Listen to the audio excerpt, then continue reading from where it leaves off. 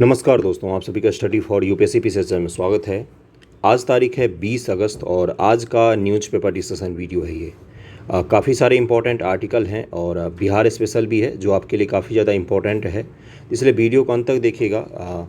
News article जो होता है ये आपका 69 बीपीएससी मेंस, पीटी और 70 बीपीएससी दोनों में मदद करेगा आपका। स्पेशली बीपीएससी में आपको बहुत ज़्यादा मदद करेगा, पीटी में भी मदद करेगा, लेकिन मेंस में बहुत ज़्यादा मदद करेगा आपका। इसलिए सभी न्यूज़ को देखिएगा ध्यान से अंत तक।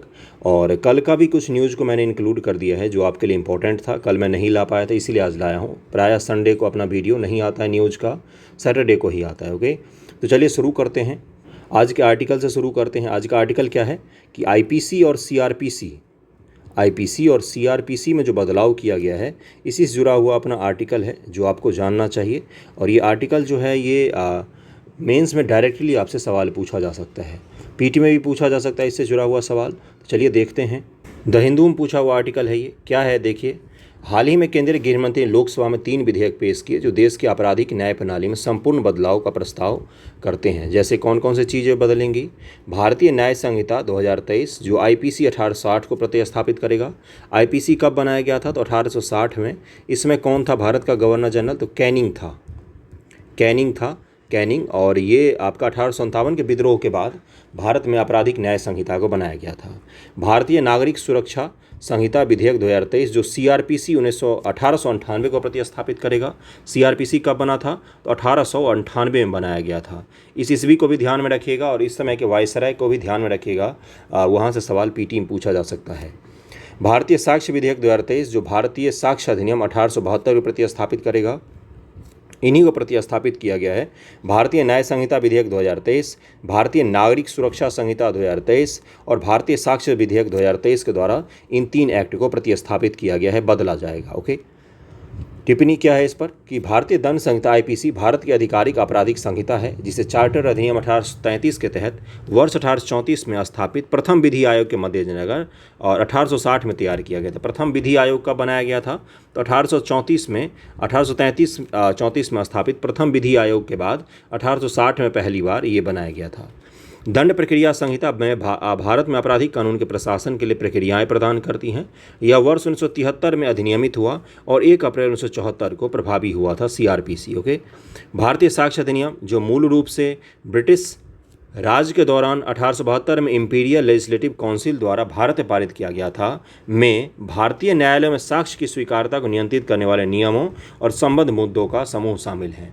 देखिए, दरअसल में बहुत पुराने हो गए थे ये सारे एक्ट और आज के अनुरूप इसको बनाना जरूरी हो गया था, आईपीसी, सीआरपीसी इन सभी को, तो उसी को अलग रूप दिया जा रहा है और ये आने वाले समय में आपको यही प्रैक्टिस करते हुए दिखेंगे लोगों के।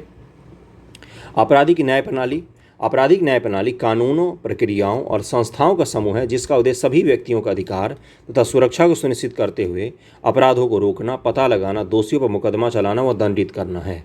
ओके, इसमें पुलिस बल, न्यायिक संस्थान, विधायिक निकाय, फॉरेंसिक और जांच एजेंसियां जैसे अन्य सहायक संगठन भी शामिल होते हैं। भारत की आपराधिक न्याय प्रणाली में प्रस्तावित परिवर्तन कौन कौन से हैं? तो अब इसको ध्यान में रखिएगा, परिवर्तन ही आपसे पूछा जाएगा पीटी मेंस में, तो मेंस में खास तौर से सवाल पूछे जाएंगे, इसलिए इसको ध्यान से पढ़िएगा यहाँ से। यह विधेयक आतंकवाद एवं अलगाववाद, सरकार के खिलाफ सशस्त्र विद्रोह, देश की संप्रभुता की चुनौती जैसे अपराधों को परिभाषित करता है जिनका पूर्व में कानून के विभिन्न प्रावधानों के तहत उल्लेख किया गया था। ये सभी अलग अलग कानूनों में थे, इन सभी को एक जगह करके परिभाषित किया गया है।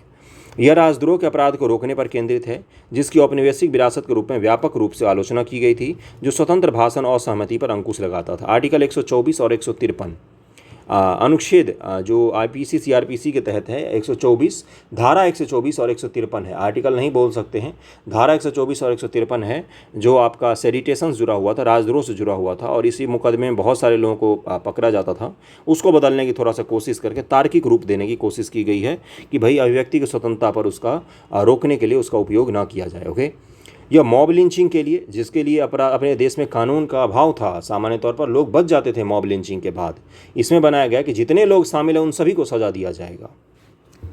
यह मॉब लिंचिंग के लिए अधिकतम सजा के रूप में मृत्यु दंड का प्रावधान करता है। मृत्यु दंड तक होगा मॉब लिंचिंग के बाद। अब जो हाल के वर्षों में बहुत ज़्यादा खतरा रहा है इसका, मॉब लिंचिंग आपने सुना ही होगा कि जहाँ तहाँ भीड़ मार देती है किसी को, ये भीड़ का न्यायतंत्र बंद होना चाहिए, इसके लिए मृत्यु का सजा का प्रावधान किया गया है। इस विवाह के झूठे वादे पर महिलाओं के साथ यौन संबंध बनाने के लिए 10 वर्ष की कैद का प्रस्ताव है, जो धोखे और शोषण का एक सामान्य रूप है। इस पे भी 10 वर्ष तक के कैद का सजा सुनाया गया है। ओके, यह विधेयक विशिष्ट अपराधों के लिए सजा के रूप में सामुदायिक सेवा का परिचय देता है, जो अपराधियों को सुधारने और जेल में भीड़ भाड़ को कम में मदद करता है। सामुदायिक सेवा मतलब छोटे मोटे अपराध के लिए आपको सामुदायिक सेवा करके आप बच सकते हैं, कुछ जुर्माना हो सकता है या कुछ सामुदायिक सेवा करके आप अपने को अपराध से मुक्त कर सकते हैं। इससे क्या होगा, जेलों में भीड़ कम होगा और अपराधियों को जेल में डालने का मुख्य मोटिव क्या होता है, उनमें सुधार करना। पता चलता है कि जेल में जाकर वो और बड़े अपराधी बन गए। इसी चीज़ को कम करने की कोशिश कर रही है भारत सरकार। अगला क्या है, इस विधेयक में चार्जशीट दाखिल करने के लिए अधिकतम 180 दिनों की सीमा तय की गई है। पहले क्या होता था, चार्जशीट दाखिल करने की कोई सीमा नहीं थी, अब कर दिया गया कि 180 दिन के अंदर आपको चार्जशीट दाखिल करना ही करना होगा। इससे क्या होगा, कोर्ट का, पुलिस प्रशासन का जो इम्पोर्टेंट समय है, प्रीसियस समय होता है, उसमें बहुत ज़्यादा बचत होगा और जो मुकदमे हैं वो आपके सीमित समय में पूरे हो जाएंगे, जिससे मुकदमा की प्रक्रिया में तेजी आ सकती है और अनिश्चित काल देरी को रोका जा सकता है। इस विधेयक में कहा गया है कि पुलिस को शिकायत की स्थिति के विषय में 90 दिनों में सूचित करना होगा, जिससे जवाबदेही और पारदर्शिता बढ़ सकती है। भारतीय नागरिक सुरक्षा संहिता विधेयक 2023 में कौन कौन से परिवर्तन प्रस्तावित हैं, तो यह परीक्षणों, अपीलों, गवाही की रिकॉर्डिंग के लिए प्रौद्योगिकी के उपयोग को बढ़ावा देता है, टेक्नोलॉजी के उपयोग को बढ़ावा देता है। परीक्षण वगैरह करने के लिए जो मारपीट की जाती है परीक्षण या पूछताछ वगैरह करने के लिए, उनकी जगह पर अब तकनीक का उपयोग को बढ़ावा देता है, जिससे कार्रवाई के लिए वीडियो कॉन्फ्रेंसिंग की अनुमति मिलती है। यह विधेयक यौन हिंसा के व्यक्तियों के बयान की वीडियो रिकॉर्डिंग को अनिवार्य बनाता है, जो सबूतों को संरक्षित करने और बलपूर्वक या हेरफेर को रोकने में मदद कर सकता है। जो यौन पीड़ित होते हैं उनके बयान जो वीडियो रिकॉर्डिंग करना अनिवार्य बनाता है, ताकि उससे क्या होगा, सबूतों से हेरफेर नहीं किया जा सकेगा। इस विधेयक में यह आवश्यक है कि पुलिस 7 वर्ष या उससे अधिक की सजा वाले मामले को वापस लेने से पहले पीड़ित से परामर्श करे, और जिससे यह सुनिश्चित हो सके कि न्याय से समझौता या उसे अस्वीकार नहीं किया जाए। सीआरपीसी की धारा 41A को धारा 35 के रूप में पुनः क्रमांकित किया जाएगा। इस परिवर्तन में एक अतिरिक्त सुरक्षा शामिल है, जिसमें क्या कहा गया है, जिसमें कहा गया है कि कम से कम पुलिस उपाधीक्षक, डीएसपी रैंक के किसी अधिकारी की पूर्व स्वीकृति के बिना कोई गिरफ्तारी नहीं की जा सकती, खासकर 3 वर्ष से कम सजा वाले दंडनीय अपराध के लिए, 60 वर्ष अधिक आयु के व्यक्तियों के लिए। 60 वर्ष अधिक आयु का व्यक्ति है या 3 वर्ष से कम सजा वाला दंडिक अपराध है, तो उसमें बिना डीवाईएसपी की अनुमति के आप किसी को भी गिरफ्तार नहीं कर सकते हैं। यह फरार अपराधियों के समय न्यायालय को उनकी अनुपस्थिति में मुकदमा चलाने और सजा सुनाने की अनुमति देता है, जो भगोड़े के न्याय से बचने से रोक सकता है। अगर आप फरार हो गए तो ऐसा नहीं हो सकता कि आपका मुकदमा नहीं चलेगा। आप फरार हैं तो आपकी अनुपस्थिति में भी मुकदमा चल सकता है और आपको सजा सुनाया जा सकता है। ओके, यह मजिस्ट्रेटों को ईमेल, एसएमएस, व्हाट्सएप संदेश आदि जैसे इलेक्ट्रॉनिक रिकॉर्ड के आधार पर अपराध का संज्ञान लेने का अधिकार देता है। अगर मजिस्ट्रेट को इन सभी माध्यमों से अपराध के बारे में पता चलता है तो उसको संज्ञान लेना जरूरी होगा, जिससे साक्ष्य संग्रह और सत्यापन की सुविधा मिल सकती है। ये सभी माध्यम भी अब स्वीकृत होंगे। मृत्युदंड के मामलों में दया याचिका राज्यपाल के पास 30 दिन के अंतर्गत, राष्ट्रपति के पास 60 दिन के अंतर्गत दाखिल किए जाने चाहिए। जब मृत्युदंड अगर सजा सुनाई गई है तो राज्यपाल के पास 30 दिन के भीतर आपको डालना पड़ेगा याचिका, और राष्ट्रपति जी के पास आपको सजा सुनाने के 60 दिन के भीतर याचिका डालनी पड़ेगी, और उसके बाद राष्ट्रपति जी अपना फैसला लेंगे। राष्ट्रपति के निर्णय के विरुद्ध किसी भी न्यायालय में अपील नहीं की जा सकेगी। ये भी लाया गया है कि आप अपराधी अपील नहीं कर सकता, बाकी सुप्रीम कोर्ट अगर चाहे तो उस पर पुनरावलोकन वगैरह कर सकता है। अपराधी जो है वो अपील नहीं कर सकता है राष्ट्रपति जी के निर्णय के विरुद्ध किसी भी न्यायालय में। ओके, भारतीय साक्ष्य विधेयक 2023 में प्रस्तावित परिवर्तन क्या क्या है। यह विधेयक इलेक्ट्रॉनिक साक्ष्य को किसी भी उपकरण या सिस्टम द्वारा उत्पन्न या प्रसारित किसी भी जानकारी के रूप में परिभाषित करता है, किसी भी माध्यम से संग्रहित या पुनर्प्राप्त करने में सक्षम बनाता है। पहले इलेक्ट्रॉनिक में बहुत कम स्तरों तक स्वीकृत चीज़ें होती थी, अब इलेक्ट्रॉनिक जो साक्ष्य होते हैं उनका विस्तारित किया गया है थोड़ा सा, क्योंकि इसका उपयोग बढ़ गया है। यह इलेक्ट्रॉनिक साक्ष्य की स्वीकार्यता जैसे प्रामाणिकता, अखंडता, विश्वसनीयता आदि के विशिष्ट मानदंड निर्धारित करता है, जो डिजिटल डेटा के दुरुपयोग और छेड़छाड़ को रोक सकता है। अगला देखिए, ध्यानपूर्वक पढ़िएगा, क्योंकि कुछ पॉइंट्स आपको लिखने पड़ सकते हैं कि कौन कौन से परिवर्तन किए गए हैं, क्या परिवर्तन सही हैं या गलत हैं। आलोचनात्मक व्याख्या कीजिए। तो अगर आपको पता ही नहीं होगा कि परिवर्तन कौन से किए गए हैं तो उसका आप आलोचना कैसे करोगे, बताइए मुझे। यह डीएनए साक्ष्य जैसे सहमति, हिरासत की श्रृंखला आदि की स्वीकार्यता के लिए विशेष प्रावधान प्रदान करता है, जो जैविक साक्ष्य की सटीकता और विश्वसनीयता को बढ़ा सकता है। यह विशेषज्ञों की राय को मेडिकल राय, लिखावट विश्लेषण आदि जैसे साक्ष्य के रूप में मान्यता देता है, जो किसी मामले संबंधित तथ्यों परिस्थितियों को स्थापित करने में सहायता कर सकता है। ओके, यह आपराधिक न्याय प्रणाली के मूल सिद्धांत के रूप में निर्दोष होने की धारणा का परिचय देता है, जिसका अर्थ है कि अपराध के आरोपी प्रत्येक व्यक्ति को उचित संदेह से परे दोषी साबित होने तक निर्दोष माना जाएगा। जब तक आपका दोष कोर्ट में प्रूव नहीं हुआ है तब तक आप निर्दोष होंगे। इस भावना को ये बढ़ाने की कोशिश करता है। ये नहीं होना चाहिए केस दर्ज होते ही कोई आदमी दोषी हो गया और उस पर अब दोषी के तहत ही समझा जाएगा, ये नहीं। ये होना चाहिए कि जब तक अदालत ने फैसला नहीं दिया तब तक वो आदमी निर्दोष है, उस पर अभी फैसला नहीं आया है। वर्तमान में न्याय प्रणाली पर अभी हम लोग बातचीत नहीं करेंगे। जो मुझे परिवर्तन बताना था आपको वो मैंने बता दिया है। इस परिवर्तन को ध्यान में रखिएगा, इसको शुरू से एक बार और देख लेंगे। इससे क्या हो जाएगा कि आपका परिवर्तन आप लगभग में आपको याद हो जाएगा और ये मेंस में आपका बहुत काम आने वाला है, 70 बीपीएससी और 69 दोनों में। इसको ध्यान से पढ़िएगा। बाकी कुछ पॉइंट्स आपसे पीटी में भी पूछे जा सकते हैं। अगले टॉपिक पर हम लोग चलते हैं। हेडलाइन क्या है देखिए, हेडलाइन है कि अल्पसंख्यक संस्थानों के जरिए करोड़ों रुपए के छात्रवृत्ति का लूट उजागर हुआ है। अल्पसंख्यक कार्य मंत्रालय की जांच से मिली जानकारी, सीबीआई को सौंपा गया है मामला। क्या है कि अल्पसंख्यक संस्थान होते हैं, जैसे मान लीजिए अलीगढ़ यूनिवर्सिटी है, ये अल्पसंख्यक संस्थान हो सकता है। भारत में आर्टिकल 29-30 के तहत अल्पसंख्यकों को बहुत सारे अधिकार दिए गए हैं, जिसमें यह है कि अल्पसंख्यक अपनी पसंद का संस्थान भी खोल सकते हैं और उसमें अपनी पसंद का कैरिकुलम शिक्षा वगैरह चलाते हैं, लेकिन सरकार से भी कुछ उनको मान्यता वगैरह लेनी पड़ती है। तो इसी में सरकार बहुत सारा फंडिंग भी करती है, अल्पसंख्यक संस्थानों को मदद भी करती है। तो उसी मदद के दौरान पता चला कि बहुत सारा घोटाला हुआ है। तो अल्पसंख्यक संस्थानों के बारे में जो आर्टिकल है उसको एक बार रिवाइज कर लीजिएगा। कौन कौन से उनके अधिकार दिए गए हैं उसको भी एक बार रिवाइज करना है आपको, जो पॉलिटी का हिस्सा है। बाकी इसमें कुछ भी ऐसा इंपॉर्टेंट नहीं है। अल्पसंख्यक कार्य मंत्रालय जो है उसने इस रिपोर्ट को पकड़ा है।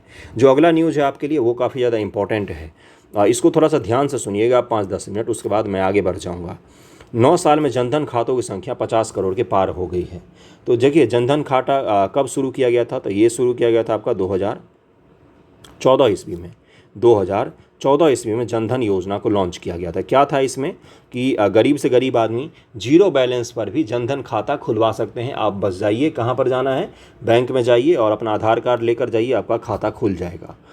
देखिए थोड़ा सा ध्यान से सुनिएगा।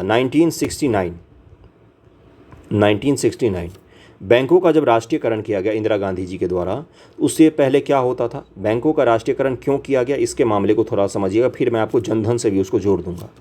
दरअसल में हुआ क्या था कि आज़ादी के बाद 1947 के बाद जब हम आज़ाद हुए तो हमारे देश में जितने भी बैंक थे, मैक्सिमम बैंक अंग्रेज़ों काल के स्थापित बैंक थे। और अंग्रेज़ों काल के स्थापित बैंक का मतलब क्या होता है कि उसी समय से चले आ रहे थे। उनकी नियम पद्धति, कार्य करने की शैली, उनका लोन देने का बिहेवियर, ये सब कुछ कैसा होता था, तो ब्रिटिश राज के जैसे ही होता था तथा कथित। कुछ बैंकों को और छोड़ दें।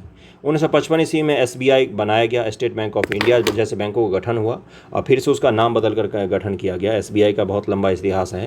तो उसके बाद से क्या हुआ कि 1969 ईस्वी में इसलिए राष्ट्रीयकरण करना पड़ा क्योंकि उस समय से पहले 1969 से पहले जो बैंक होते थे प्रायः बड़े शहरों में होते थे। पहली बात तो सुनिएगा ढंग से, बड़े शहर में होते थे। दूसरी बात होती थी बड़े बड़े राजघराने, बड़े बड़े बिजनेस फैमिली, बड़े बड़े अमीर लोग, उस समय के राय बहादुर, बड़े बड़े चौधरी, ठाकुर, उद्योगपति, बिजनेसमैन, इन्हीं को केवल बैंक लोन देते थे। सामान्य लोग जो थे वो देश में लोन लेने की एक तो क्षमता नहीं थी, लोन लेने जाते भी थे तो बैंक में एंट्री तक उनको नहीं मिलती थी, और लोन लेने भी नहीं जाते थे। पूछिए क्यों? क्योंकि छोटे शहरों में, गांव घरों में ये बैंक होते ही नहीं थे। बहुत बड़े बड़े शहरों में बैंक होते थे, छोटे शहरों में मुश्किल से कहीं पर कोई बैंक होता था। इससे क्या था कि आम लोगों की पहुंच से जो मिडिल क्लास था, उस समय का मिडिल क्लास, उस समय अमीर वर्ग अधिक बहुत कम संख्या में होते थे, मिडिल क्लास जो होते थे ये भी बहुत कम संख्या में थे, और गरीब जो थे ये बहुत बड़ी संख्या में होते थे। 3 ही वर्ग होता था। तो मिडिल क्लास की पहुंच से बैंक जो था वो बिल्कुल दूर था। बैंक उनको ऋण ही नहीं देता था किसी भी हालत में। इसलिए बैंक के लोग ऋण के लिए कहाँ पर जाते थे, तो गांव के महाजन के पास जाते थे, गांव के साहूकार, चौधरी, इनके पास जाते थे लोग ऋण लेने के लिए। या तो ज़मीन बेचकर अपना, या ज़मीन भरना पर लगा के, या ज़मीन देकर अपना लोग ऋण लेते थे। इसी चीज़ को समाप्त करने का पहली बार फैसला लिया गया 1969 ईस्वी में। यकीन मानिए ये बहुत ही बड़ा फैसला था। जनधन के आने से पहले जनधन भी बैंकिंग इतिहास में सबसे बड़ा फैसलाओं में से एक है। तो 1969 में क्या किया गया कि जो भी बड़े बैंक थे, बहुत सारे बैंक जिनकी भी 50 करोड़ से ज़्यादा की पूंजी थी, 50-60 करोड़ से ज़्यादा की, उन सभी का राष्ट्रीयकरण कर दिया गया। राष्ट्रीयकरण का मतलब था सबको सरकार के अंदर लाया गया, और जो भी उस बैंक के मालिक थे, जो भी उस बैंक के शेयर धारक थे, उनको अपना अपना शेयर का पैसा मुहैया करा के भारत सरकार ने बोला कि आज से ये सारे बैंक हमारे हैं और हम अब इसको चलाएंगे। उसके बाद से क्या हुआ, छोटे छोटे शहरों में बैंक खोले गए, छोटे शहरों में बैंक खोले गए, छोटे शहर ग्रामीण एरिया में बैंकों को बढ़ाया गया। फिर 1975 में आरआरबी रूरल रीजनल बैंक की स्थापना आपने सुना होगा 1975 में किया गया था। ये क्यों किया गया था? क्योंकि ग्रामीण स्तरों पर बैंक खोले जाएंगे। ग्रामीण स्तर पर कौन से बैंक खोले जाते थे? यही तो बड़े बैंक थे जिनके सहयोग से ग्रामीण स्तरों पर भी बैंकों की स्थापना की जाती थी। तो ये सब परिघटना उसी समय चली आ रही थी। जिसके बाद क्या हुआ, पहली बार मिडिल क्लास जो है इसका प्रवेश कहाँ पर होता है? बैंकों में होता है। और ये होता रहा। फिर उसके बाद से मिडिल क्लास का बहुत तेज़ी से उन्नति हुआ। आपने देखा कि मिडिल क्लास की संख्या बहुत ज़्यादा है भारत में, सबसे बड़ी संख्या जो है मिडिल क्लास की ही है। उसके बाद से 2014 का कार्यकाल आया, मोदी जी प्रधानमंत्री बने हैं। अब मोदी जी के बहुत सारे योजनाओं का मैं आलोचना करता हूं, लेकिन उनकी कुछ योजनाएं बहुत अच्छी हैं, जिनमें एक है स्वच्छ भारत और एक है जनधन योजना, बहुत ही बेहतरीन योजना है। 2014 में क्या हुआ कि पहली बार ये लाया गया कि भारत के जो सबसे गरीब लोग हैं, चाहे बीपीएल हो, चाहे सबसे गरीब रिक्शा वाला हो, सब्जी बेचने वाला हो, जो छोटे मोटे दुकान करते हैं, चाय बेचते हैं, सब्जी बेचते हैं, उन सभी लोगों को बोला गया कि आप बैंकिंग धारा से जुड़िए। और ये बहुत ही बड़ी बैंकिंग क्रांति थी। यकीन मानिए अगले 1 से 1.5 साल में 14 से 15 करोड़ लोग बैंक से जुड़े थे। ये सारे लोग कहाँ थे भाई? तो ये सारे लोग बैंक से जुड़े हुए नहीं थे लोग।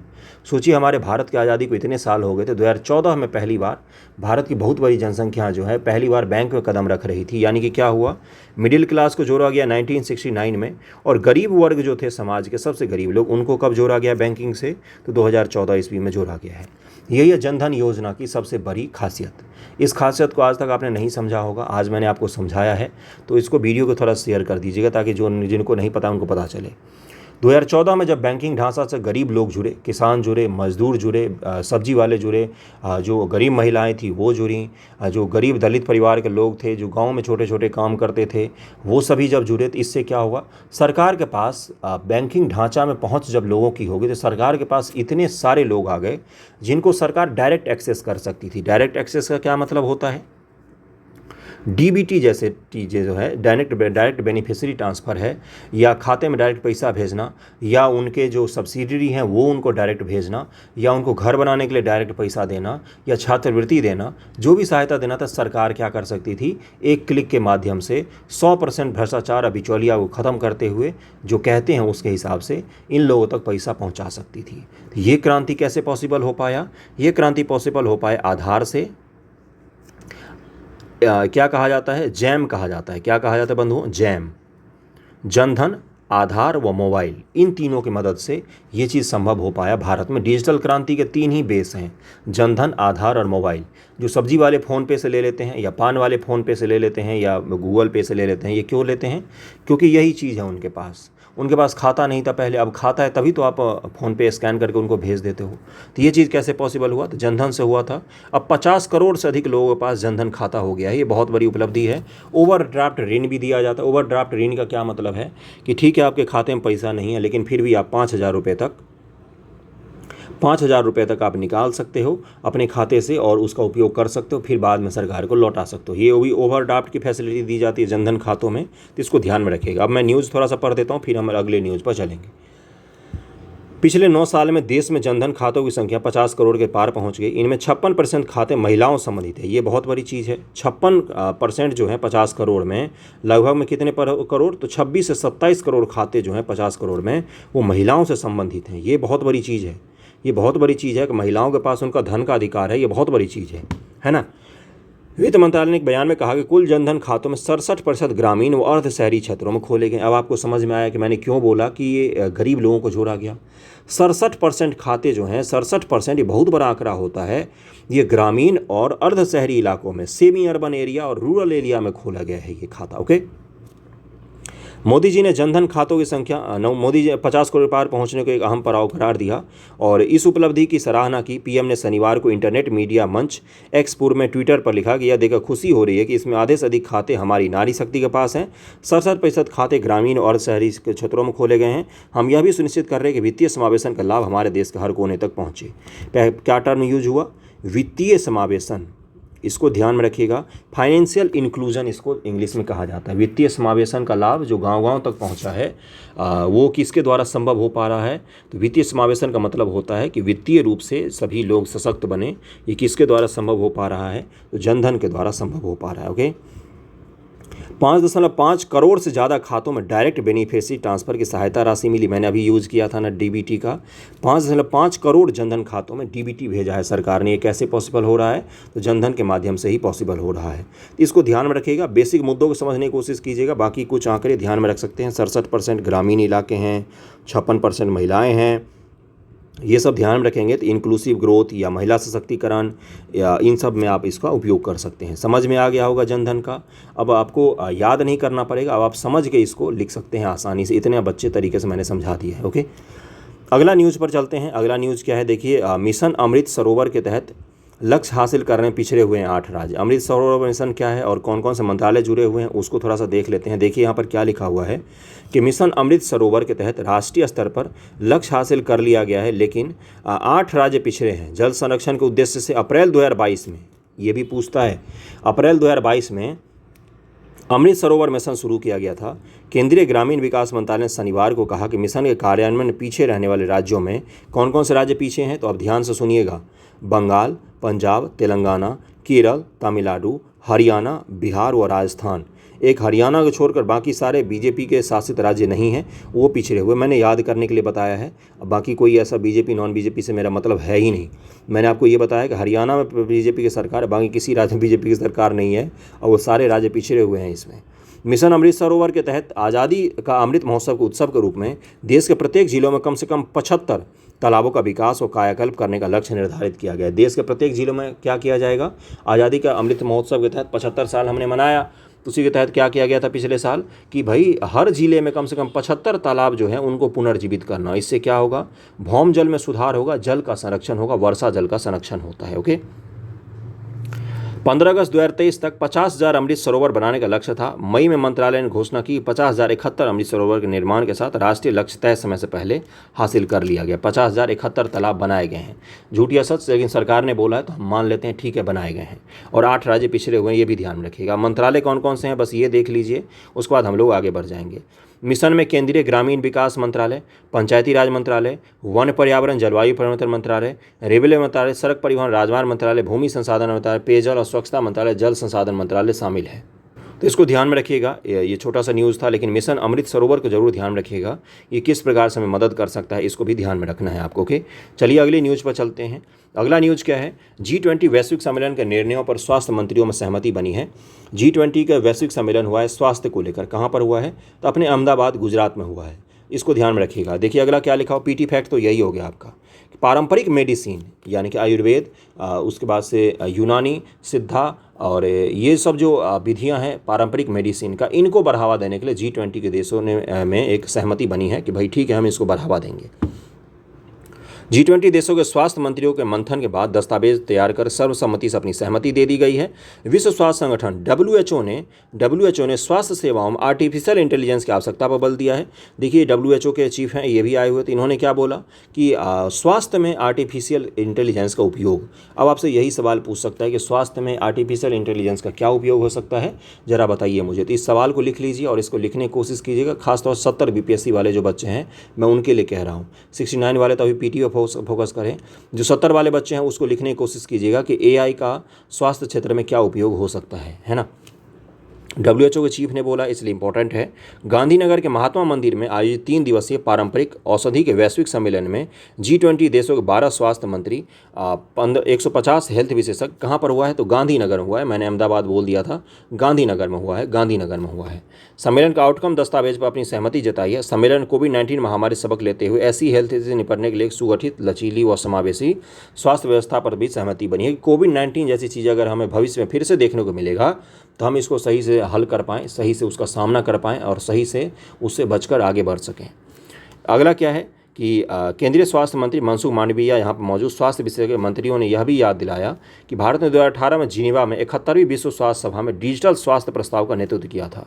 डिजिटल स्वास्थ्य प्रस्ताव का नेतृत्व भारत ने 2018 जिनेवा में किया था। तो इसको ध्यान में रखिएगा, पीटी मेंस दोनों के हिसाब से एक सवाल था, इसलिए मैंने आपको बता दिया है। बाकी एक और न्यूज़ है आपके लिए, वो मैं आपको बता देता हूँ। सुप्रीम कोर्ट ऑफ इंडिया का ये न्यूज़ है। क्या है भाई कि हाल ही में भारत के मुख्य न्यायाधीश ने एक हैंडबुक जारी किया जिसमें लैंगिक रूढ़िवादिता, जेंडर स्टीरियोटाइप का मुकाबला करने और न्यायिक आदेश और फैसलों में महिलाओं के प्रति रूढ़िवादी और गलत सोच दर्शाने वाली भाषा का इस्तेमाल न करने के बारे में विस्तार से बताया गया है। अब इसका असर क्या पड़ेगा? जुडिशरी जो है, हमारी जो न्यायिक सेवा है, उसमें बताया गया कि महिलाओं के लिए कुछ ऐसे शब्द का उपयोग किया जाता है जो स्टीरियोटाइप या रूढ़िवादिता को, ऑर्थोडॉक्स को दिखाते थे कि भाई रूढ़िवादी शब्द हैं ये, इसका उपयोग नहीं होना चाहिए। उसी को लेकर एक हैंडबुक जारी किया किसने? सुप्रीम कोर्ट ऑफ इंडिया ने, कि हमारे जुडिशरी में, न्यायिक प्रणाली में इस तरह के शब्दों का उपयोग नहीं होना चाहिए। भारत के सर्वोच्च न्यायालय ने कानूनी भाषा तथा निर्णयों में निहित, जो कानूनी भाषा होती है और निर्णय होते हैं उसमें निहित लैंगिक रूढ़िवादिता को पहचानने, समझने और समाप्त करने में न्यायाधीशों और अधिवक्ताओं की सहायता करने के उद्देश्य के साथ लैंगिक रूढ़िवादिता पर एक हैंडबुक जारी किया है। अब इससे क्या प्रभाव पड़ सकता है? क्या ये जुडिशरी में परिवर्तन को दिखाता है? बिल्कुल दिखाता है। ये हर चीज़, हर फैसला जो है वो सभी के लिए समान होना चाहिए। उसमें कुछ ऐसे शब्द का उपयोग नहीं होना चाहिए जो आप शब्द सही नहीं माने जाते हैं और वो उससे किसी की भावनाएं आहत हो सकती हैं या उसको नहीं माना जाता सही, उसको स्टीरियोटाइप, रूढ़िवादी समझा जाता है, उसको हटाने की कोशिश की गई सुप्रीम कोर्ट ऑफ इंडिया के द्वारा, भारत के सबसे बड़े कोर्ट के द्वारा किया गया है। इसलिए इम्पोर्टेंट हो जाता है आपके लिए। यह समान रूढ़िवादी शब्दों और वाक्यांशों पर प्रभाव डालती है जिनका उपयोग प्रायः कानूनी दस्तावेजों महिलाओं का वर्णन करने के लिए किया जाता है। महिलाओं के लिए खासतौर पर इन शब्दों का उपयोग किया जाता था। यह उन उदाहरणों की ओर ध्यान आकर्षित करता है जहां ऐसी भाषा महिलाओं की भूमिकाओं और व्यवहार के बारे में पुरानी या गलत धारणाओं को कायम रखती है।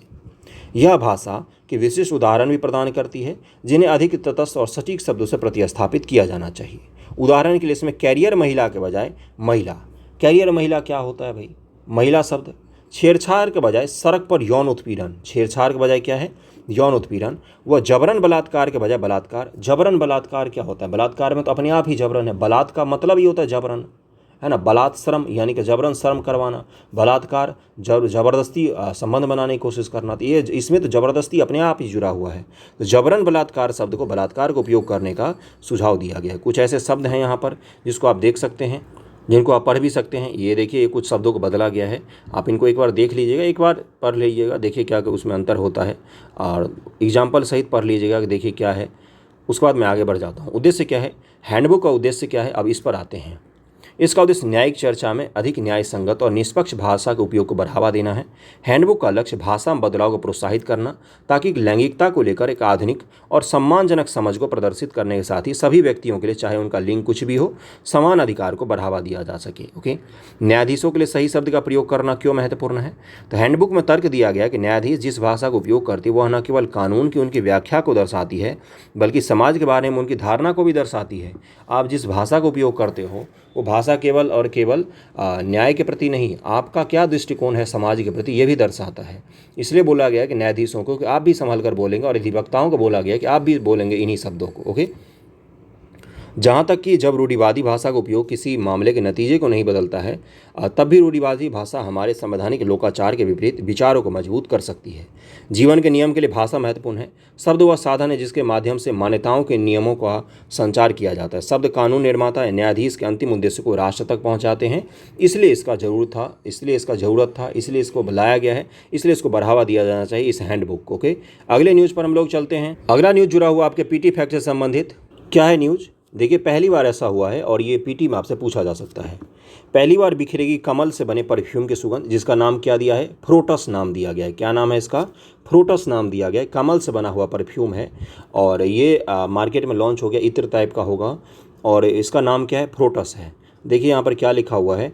फ्रेगनेंट्स ऑफ लोटस, कमल की सुगंध, फ्रोटस, इसीलिए इसको कहा गया है फ्रोटस। अब इसकी अनुमानित कीमत 2000 से 2000 रुपये में 100 मिलीलीटर मिलेगा आपको, और इससे किसानों की आय बढ़ेगी ऐसा माना जा रहा है। और इसको ध्यान में रखिएगा, राष्ट्रीय फूल कमल की प्राकृतिक सुगंध अब इत्र में भी मिलेगी। और सुगंध एवं सुरक्षा विकास केंद्र FFDC का दावा है कि इस तरह का इत्र विश्व में पहली बार तैयार किया गया है। इसका नाम कमल का अंग्रेजी नाम लोटस के तर्ज पर रखा गया है, फ्रोटस। इसे बनाने में किसी तरह के रसायन का उपयोग नहीं किया है। प्रयोग के तौर पर 100 मिलीलीटर की बोतल तैयार कर ली गई है और संभावना है कि इसको जल्द ही लॉन्च भी कर दिया जाएगा। और बस यही था इसमें। फ्रोटस को ध्यान रखिएगा, फ्रोटस प्रोजेक्ट भी बनाया गया था इसके लिए कि कमल का परफ्यूम बना सकें। फ्रोटस को ध्यान रखिएगा। अब हम लोग BPSC का बिहार स्पेशल संबंधी PT फैक्ट पर चलते हैं। ओके, क्या है न्यूज कि कृषि विभाग की झांकी को पहला स्थान मिला है। 15 अगस्त 2023 को स्वतंत्रता दिवस के अवसर पर पटना के गांधी मैदान में आयोजित 13 झांकियों का प्रदर्शन किया गया। ये PT का संपूर्ण रूप से फैक्ट है और सीधा सीधा पूछ लेगा आपसे। स्वतंत्रता दिवस के मौके पर अलग अलग विभागों की कई सारी मनोमोहक झांकियां निकाली गई। नीतीश कुमार ने झांकी परेड को सलामी दी। सभी विभाग की झांकियां अलग अलग संदेश दे रही थी। कला, संस्कृति एवं युवा विभाग तथा जीविका को संयुक्त रूप से दूसरा, कला, संस्कृति, युवा विभाग और जीविका को दूसरा पुरस्कार दिया गया है। नगर विकास, आवास विभाग तथा पर्यावरण, वन, जलवायु परिवर्तन विभाग को संयुक्त रूप से तीसरा दिया गया है। पहला तो सब कोई पढ़ के जाते हैं, कृषि विभाग को मिला है, लेकिन दूसरा तीसरा कोई नहीं पढ़ते हैं। वही पूछ लेगा आपसे, इसलिए दूसरा तीसरा को भी ध्यान में रखिएगा कि किसको दिया गया है। सूचना जनसंपर्क विभाग की झांकी को भी लोगों ने पसंद किया। इस झांकी को काफ़ी सराहना भी मिली है। लेकिन पहला किसको दिया गया है तो कृषि विभाग की झांकी को पहला पुरस्कार दिया गया है। कृषि रोड मैप को उस पर प्रदर्शित किया गया था। 2008 में पहली बार कृषि रोड मैप लाया गया था और अभी फिर से कृषि रोड मैप को लॉन्च किया गया है। ये अलग अलग विभागों की झांकियाँ देख सकते हैं आप। बाकी किसको दिया गया पहला पुरस्कार, कृषि विभाग को पहला मिला है और उसके बाद से कला, संस्कृति, युवा विभाग और जीविका को संयुक्त रूप से दूसरा मिला है। नगर, आवास विभाग तथा पर्यावरण, वन, जलवायु परिवर्तन विभाग को संयुक्त रूप से तीसरा स्थान दिया गया है। तो आज का न्यूज़पेपर एनालिसिस यहीं तक था। आर्टिकल डिस्कस किया, कई सारे न्यूज़ बताए, आपको जनधन के बारे में डिटेल में बताया है। वीडियो पसंद आया हो तो ज़रूर लाइक कीजिएगा, कमेंट कीजिए जो भी आपको फीडबैक देना हो और शेयर कर दीजिएगा। थैंक यू सो मच आप सभी का।